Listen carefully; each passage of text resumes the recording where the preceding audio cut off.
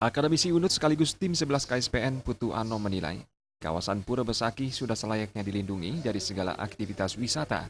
Masuknya Pura Besaki dalam KSPN justru dikhawatirkan berdampak buruk bagi keberadaannya sebagai kawasan suci bagi umat Hindu Bali.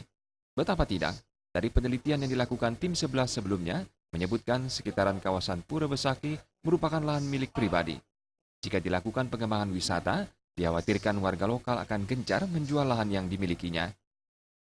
Kebiasaan kita, masyarakat kita kalau sudah dikembangkan menjadi kawasan wisata, jadi masyarakat kita rame-rame jual tanah. Itu masalah besar bagi kita.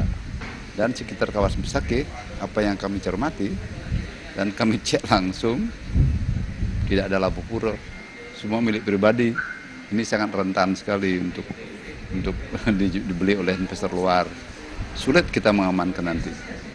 Ditetapkannya Pura Besaki dalam kawasan strategis pariwisata nasional mendapat penolakan dari berbagai elemen masyarakat Bali.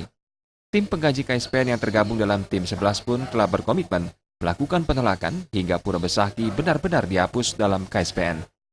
Kadek Martana dan Gus Ngurah, Bali TV.